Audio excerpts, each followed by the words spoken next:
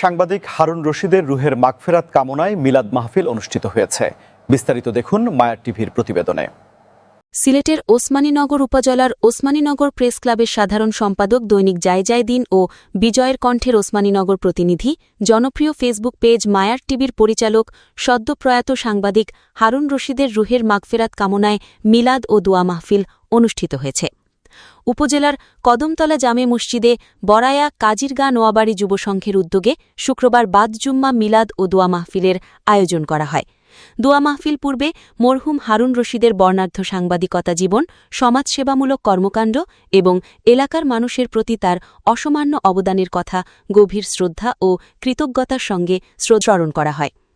এ সময় বক্তারা বলেন, তিনি ছিলেন একজন নির্ভীক, সৎ, দায়িত্বশীল ও মানবিক গুণাবলী সম্পন্ন সংবাদকর্মী, যিনি দীর্ঘদিন ধরে সততা ও নিষ্ঠার সঙ্গে সাংবাদিকতার দায়িত্ব পালন করেছেন। সত্য ও ন্যায়ের পক্ষে তিনি সবসময় ছিলেন সোচ্চার এবং অন্যায়, দুর্নীতি ও সমাজের অসঙ্গতির বিরুদ্ধে সাহসিকতার সঙ্গে কলম ধরেছেন।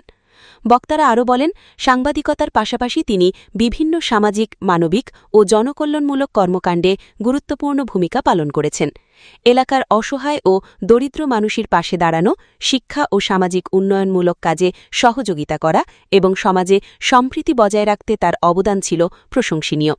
তিনি ছিলেন সকল শ্রেণীপেশার মানুষের কাছে অত্যন্ত প্রিয় ও শ্রদ্ধেয় একজন ব্যক্তি। মিলাদ ও দোয়া মাহফিলে স্থানীয় গণ্যমান্য ব্যক্তিবর্গ, সাংবাদিক, রাজনৈতিক নেতৃবৃন্দ, সামাজিক সংগঠনের প্রতিনিধি এবং বিভিন্ন শ্রেণীপেশার মানুষ অংশগ্রহণ করেন।